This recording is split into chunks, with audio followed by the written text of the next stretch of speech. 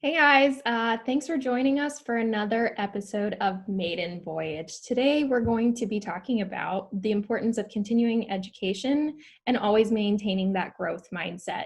So we're going to talk about some of our favorite avenues for learning, as well as some personal insights that we all have, and how to find the perfect method that works for you so that you're always learning. So let's dive in. Women face unique challenges, from glass ceilings at work to everyday personal stressors. The Maiden Voyage podcast covers it all, offering tips and tricks for overcoming your struggles. While this lady-hosted podcast focuses heavily on women's issues, it's relevant for anyone who values self-improvement, equality, and badass inspiration. We all navigate this journey together. Welcome aboard. So the topic of continuing education. This is a tough one. It gets misconstrued all the time of what it actually means. And I'm just going to dive into the heavy real quick and just throw it right out there that schooling is not always the answer to continuing education. I think we hear it really often, like, oh, you want to learn more? Go back, get your master's, get another degree, do online certifications. And sometimes I think it just gets a little clustered in what it means to always be learning. To me, it means being curious always, and to, like, if something interests you and you don't understand it, dive into it. I mean, don't be afraid to go down the rabbit hole that is the internet of your favorite blog, and just keep digging and digging and digging. And I do that a lot with SEO.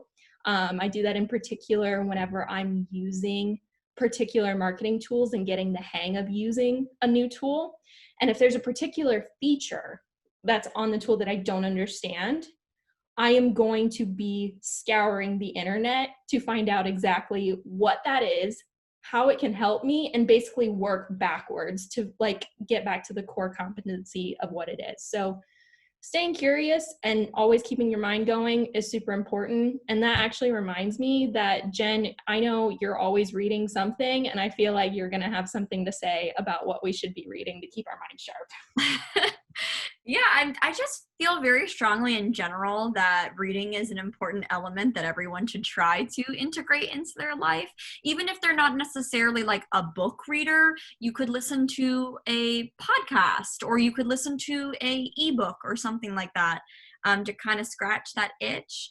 And for me, I always try to read a career-oriented, professional book for marketing, as the field that I'm in, but whatever listener, whatever field you're in, that should be the professional book you're reading, as well as just a fun fictional book, so that reading doesn't become this stuffy, regimented thing that feels like work. You should be in a career where you have a passion for it and you're excited about it, and quite frankly, you want to keep learning and you want to keep growing because you inherently find it really interesting. So my suggestion would be to, even after you get the degree, even after you're at school, make sure that you're picking up books in your field and keep reading. And they don't even have to be how-to books, although they could if you want to learn a new software or solution or something. But they could just be ways to keep yourself inspired within the field, per se. And like you were saying too, Carissa, it's super important, I feel like, to subscribe to different blogs or avenues or all of your marketing channels, and be able to have that stuff resurging in your feed constantly, on your LinkedIn or wherever you prefer to silo it. Maybe you want to keep that stuff off of Facebook, but again, you could if you want to. It's just exposing yourself a little bit by bit to those things. Mm-hmm. Yeah. I mean, I think also when it comes to your career, so I think that innately not all humans are curious. That's just what it is. So I loved, Carissa, that you said part of your desire is that you are curious by nature. But not everyone is. And you really need to find something that's going, and a lot of people educate themselves not because they're curious about something, but because a challenge has come to them and they need to get past this barrier, personally or professionally. I've done it in both aspects, where the behavior of a toddler, I do not know what to do with this tantrum.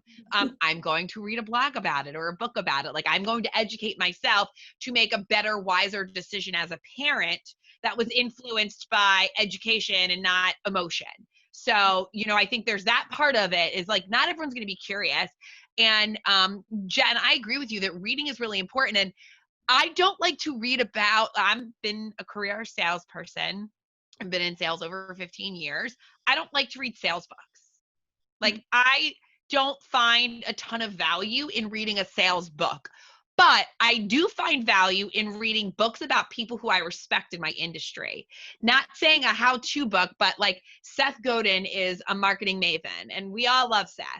I love Seth. I'm not a marketer per se by trade, but my profession currently is selling marketing. So I have found myself leaning into more about learning and reading about people I like in the industry I work in, more so than like, I want to read a sales book to like be better at my job, which you can absolutely do. It's just, for me, that has never really felt authentic or resonated. But I think there's many ways to grow your knowledge about your industry, but that doesn't have to be directly related to your day-to-day job. And it's just something for our listeners to consider. Is that what specialty do you work in? What environment do you work in? Like, how can you have better conversations by leveraging an educational pathway, meaning a book, a blog, a podcast, to learn more about that?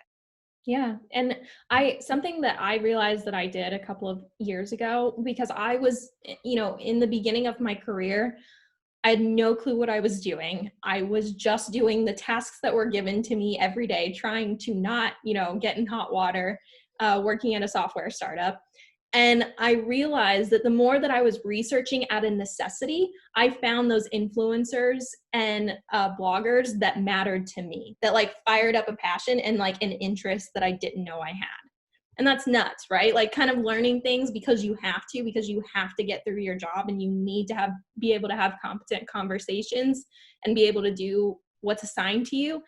It's so crazy how, finding people that you respect in your field can lean you into all these new topics that you didn't know existed. And so that's how I follow a lot of the marketers that I follow on LinkedIn and subscribe to their blogs and stuff like that. And, whenever I am like feeling a lack of inspiration, I go to their website, I go to their blogs, and I start digging through their material, because I'm like, I need something to wake up my soul, because it woke up my soul whenever I was just trying to desperately learn. Right. Yeah. So now it's a source of inspiration for me. Yeah, but we were talking a little off the call, Carissa, about kind of calling out and finding our own teachers, or find your own inspirational guru, right? It doesn't have to be 87 different networks that you could subscribe to. You could just find one person who you super respect, who you really like. And if they're consistently pushing out content, you could just follow them and feel like you're getting a constant burst of, education without feeling overwhelmed, like you have to be a part of every single thing. Right. Like I've mentioned this to you, Jen. I love Offpage SEO. I think it's fun. And Neil Patel is like one of the best for like following his blog. Oh my gosh. Like, he has videos, he has courses on YouTube, he has blogs, like he has like workbooks you can download. And I've never not learned something from him. I've never. Right. And I mean, his domain authority is like kind of nuts on Google. It's like actually insane. So, I mean, that's someone that I respect entirely. And it's the one source for like SEO. And then I love reading Jay Baer's material about affiliate marketing, right? And there's just, everybody has that like niche, and you don't need to just like subscribe to every marketing newsletter that is out there, or every industry newsletter. You don't need that. You don't need to like flood your inbox with that. Like, find stuff that matters to you, or find someone that like teaches you in a way that you can understand, right? Because I mean, all these online courses, like Google Analytics, Moz, an SEO tool, has like a boot camp that you can go through. There's and HubSpot courses. There's so many things across the board that you can do to learn. But if you're not someone who processes that information by like watching a video, like go look for interactive courses, like things that you can click on as you go, download guides. Like you have to consume the information in a way that works for you, because the fact of the matter is, sometimes learning like from a textbook concept doesn't always work. And continuing education is not. Well, I think you guys touched on that during the prep for the call, that like continuing education period doesn't have to happen in a classroom, right? Like I took a very traditional education path. I graduated high school. I went to a 4-year university. I got a master's degree. Like I educated myself, and I would consider myself like a lifelong learner, but not in the four-walled sense, right? So like I find myself like learning, even like, this is gonna sound crazy, but like remembering like the names of yoga poses that you're doing, that's learning. Right. Like becoming a plant mom, I now know how the best ways to water a plant. Like I'm definitely like a learning by doing. I see your fake plant. I'm definitely a learning by a doing kind of person. And that like literally goes back to my childhood, where like my brother, who is downstairs babysitting my daughter right now, my younger brother, him and my mom would play video games, and they were like, let me show you. And I'm like, no, like give me the controller. Let me do it. I am a deep end, head first. I want to figure this out and get in the muck kind of person. I don't want you to tell me how to do it.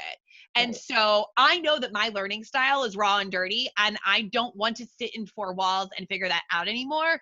I want to have a camera in my hand with a little note of like some top tips on how to use it and figure it out. And then I want to, like, even reading like Seth Godin books, like you can apply this to anything, going to a yoga class, then coming home and saying, okay, this is what worked, this is what didn't. Now let me figure out where I need to go from here.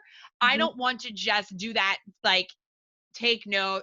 I don't learn that way. And so I hadn't realized at such a young age I figured that out. And I go back to like, playing Zelda and being like, give me the damn remote and let me try. That was really my first like, aha, like I learned by doing. Yeah.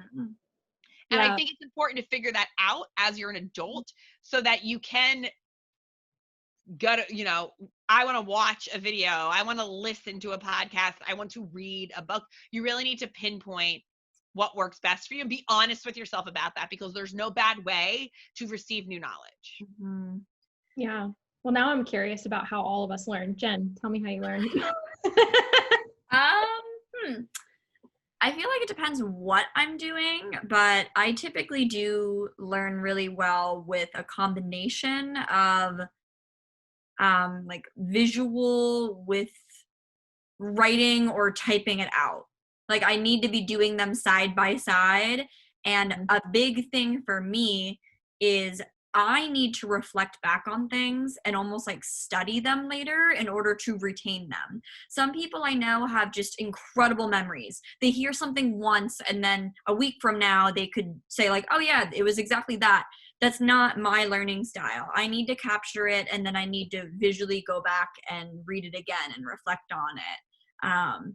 And I feel like that's an important aspect that we sometimes can lose, especially if we're in that always learning mindset where it's just always like something new, but you're not actually soaking any of that in and applying it or growing from it.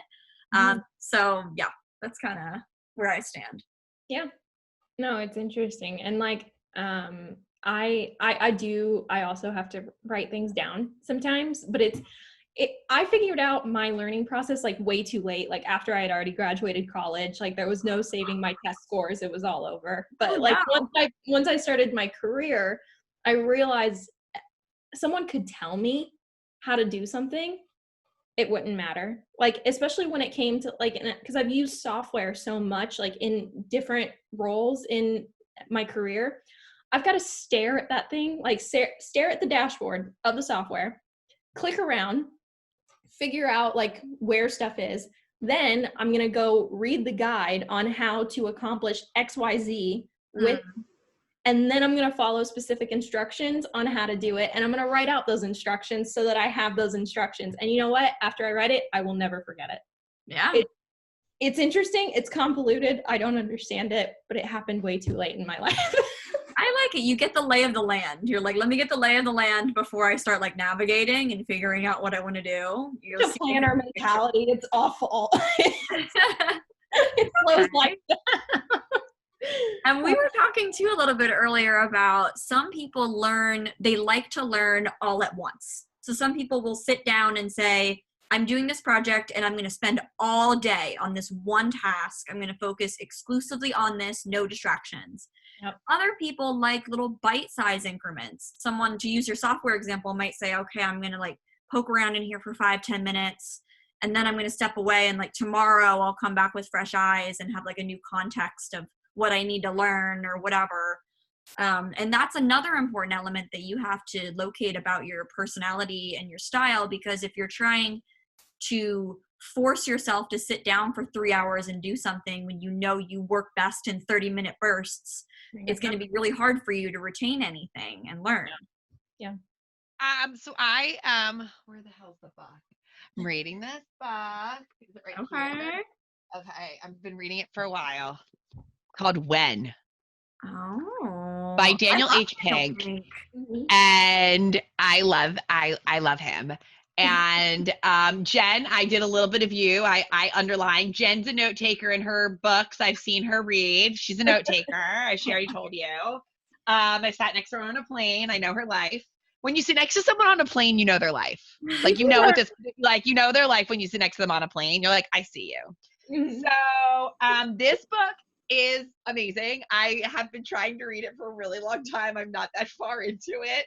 And I'm going to tell you why. Because he has this theory that there are different types of learners.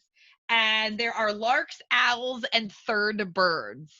And so there are people who retain and learn better and do things better in the morning, in the evening, or in the middle of the day. And that most of us do better in the morning. And I am 100% this person. Like, I wake up early it's like when I was doing my MBA, I was working full time and I was doing my MBA online. Even on the weekends, I would get up at like 5 a.m, because if I didn't get up right away and start using my mind, processing and focusing, I'm done. Like, we're filming this right now, everybody, at 4:35 p.m. I'm cooked. I don't know what's happening. Who are you? Like, I am done. And so if I choose to do all of my and now I have a toddler at home and a husband at home, we're still quarantining, whatever. I get up early now to do all of my thinking tasks. Because if I don't get it done right away, it automatically goes till tomorrow. So there are things that I'm like, well, didn't do it before 9 a.m. See you tomorrow at 5. Like, the rest of the day is not happening. I know I can do other things, right? Like, I can, I don't know, have meetings and, but if I have to do something, I am an early bird when it comes to using my mind to its full capacity. There are some people who are night owls who like the Einsteins of the world, who are like in their garage tinkering and like, bing, the idea comes to them that the light bulb should have 2 connectors in the middle of it, and that's how it's going to turn on. He did that in the middle of the night. I would have done it first thing in the morning. And so not only do you need to know like your learning style, but you also should really uncover for yourself and identify when you do your best work, and then do that stuff then. So like, I can't read a book at 3:00 in the afternoon, let's say an educational book, right? Like, if I'm just reading a joyful, what's his name? I love him. He writes about all of the love stories that happen down at the beach in the Outer Banks. Sparks? Yes. I can read Nicholas Sparks whenever. But like, this is why I haven't gotten far in this book, is because I need to read it at 5 a.m. and I have so many other things on my list right now that need to get done at 5 a.m. Right. I highly recommend everyone reads this, though, because it really helps you uncover. Here it says on the back, the groundbreaking book that unlocks the scientific secrets of good timing to help you flourish at work, school, and at home. It's so good, at least the first 40 pages. And within the first 40 pages, though, I was able to identify like, wow, this book is already impactful to me and learning more about myself. So it was really cool. No, I love that. Being self-aware, it's I've heard this so many times and it didn't click until probably like a couple of years ago. Like, there's nothing wrong with anything about you, like your working style, your working personality, like if you understand and own exactly what you are, you're going to be brilliant. Mm-hmm. But if you fight like against like what works for you, like working early in the morning, like, constructing your day a certain way, or not learning in the way that like fits you, like you're going to struggle out of your mind always. Right. Mm-hmm. It's going to like hinder your performance or just you in life. Right. I agree. And I feel like for the people that may have tuned into this podcast hoping to find like the secret weapon that they need to like finally learn, I would say the biggest takeaway is to identify those different learning styles from that work best for you. Because we could tell you all day long, go to lynda.com, go to Udemy, go do this, go do that, these free online courses. But you still at the end of the day need to find out like your when, like Jackie said, how long you work well, and find like your niche, find things that you're passionate about that you can really focus on, because all the tricks in the book aren't going to help you if you don't know these things about yourself already. And I say it, I'm so glad you said Udemy. I was like, Udemy? I've taken like photography courses. I have no idea how to say it either. I don't know, but they're great. I like Udemy, Udemy, listeners, it's udemy.com. You can pay for classes. They have free classes, but I got, Jeff, you would not, you have one of these, I think, like the Nikon, DSLR camera, like a Canon Rebel shot. I got one of those, which I lovingly call I had the baby camera. Everyone gets one. They have a baby if they don't already have one. Nobody uses them, but everyone buys them. So I got one, and I like wanted to learn how to like blur backgrounds, and I took a course, and I have this little notebook that sits over here with like, this is how you blur background, and this is how you do this, the aperture and the speed and the whatever. I had no idea about any of that. I highly recommend those courses. Like I said, the one I took was free. They all kinds of topics though. Like if you want to learn anything, you can go there and learn it, which I really love. Mm-hmm. And a lot of them are even really, in my opinion, high quality courses you can get pretty cheap. They offer sales sometimes. I got this whole insane like piano lesson course for $4.99 or something like that. And it's pretty incredible. It had like live videos showing them like playing. It was great. Very cool. Well, do you play piano now? No, I may have just sold it on the Facebook Marketplace a few weeks ago. But I tried. Here's the thing, listeners. I identified that I have other creative outlets that I excel at, and I realized I was putting too much pressure on my plate, and that music is just not something that's like in my avenue for learning. I'm just not, music isn't something there for me. I'm more of a writer. That is my platform. So well, but like you have like you said, creative outlets, and this is a great moment on the show right now, because like you had the desire to learn about something, you sought out the appropriate way to learn, you got the things needed, you got the keyboard. I assume it was a keyboard and not a full piano, right? Yeah, okay. Yeah. So you got I was like, hey girl, you sell that baby grand, you sell her. So you got a keyboard, you took the class, you put the time, so you learned something, but then you just learned it wasn't for you. And so I think don't be afraid to take the time and to spend, if you have the energy to give, don't be afraid to give the energy to something to then find out it's not for you. Because the risk of not doing it, you should be more scared of that than the risk of committing to something and it just not being something you love. Right, exactly. And to learn something for the first time is going to be a little bit of a struggle, especially for people that aren't like innately, I don't want to use the word gifted because that's like so crappy, but if it doesn't come natural to you, it might take a little bit to get over that hump to really hit the ground running. But I don't know, there's only so many hours in a day, as we all know, and you only have so much energy and time and resources to commit to something. So make sure that where you're investing your energy is something that you really love, kind of like Jackie said. Yeah, for sure. And I especially think right now we're all being pulled in a lot of different directions, professionally and personally. For those of you listening, in the current time, like we're still working through COVID, and those of you who are going to be listening to this in the future, like don't Google anything about it. It was terrible, but bandwidths are full. And like you just said, Jen, like you want to be careful about where you're spending your energy, but don't be fearful about spending energy. Like I'd almost rather like you dive in and try than not try at all. And I think we should link out to some of these great resources like Lynda and Udemy, because if you're unaware of them, like I didn't know about lynda.com until I joined our agency. And Jen, and I don't know, Krista, have you used Lynda? I haven't, but I am aware of it. I mean, so is it just for like marketing, Jen, or does she do everything? I don't think so. So I specifically did use it for marketing context. But I think it's pretty, I think it's pretty industry specific, but like I'm sure there are a lot of marketers listening to this podcast. Like lynda.com is an amazing resource. I'd also say that HubSpot for marketers out there, if you're interested in like inbound methodologies and better marketing concepts and tools, HubSpot offers some free training that we've all taken, and it's just it is top notch. If you're looking to get into an agency or an industry like ours, getting your HubSpot certifications is really going to get you far. And again, certification is more of a formalized education route, obviously. It's not a paid certification, but in your industry, sometimes you're going to have to do more formalized education to make sense for your career. So don't be like a naysayer because there's a certificate and like you don't want to go to school. Like you're still going to be doing yourself a favor.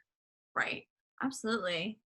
Yeah. And I mean, guys, for those of you listening, if you aren't like finding something that's like sparking some sort of interest in you, just keep digging. I mean, pay attention to the things that you're interested in outside of work, because sometimes there's just so many different pillars of life, and like sometimes continuing education isn't going to be all about your professional life. I mean, sometimes you're going to become like the most amazing like badass cook because you were interested in it and you kept like digging and finding more information.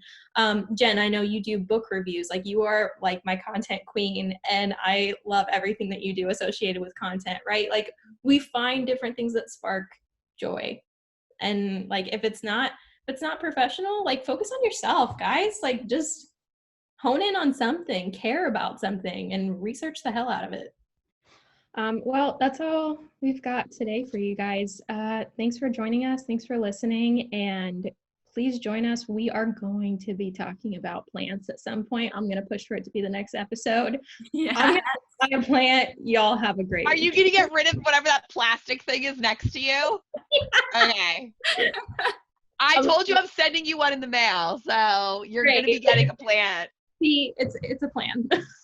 Sadly, that'll do it for this week's episode of Maiden Voyage. We'd like to thank you, our amazing listeners, because let's face it, lady life is hard. It's incredible how much we accomplish every day, and we all deserve awards just for existing. If you're watching the show, make sure that you subscribe, click on that thing for instant notifications, speak your mind in the comments, and share us with your fellow Voyagers.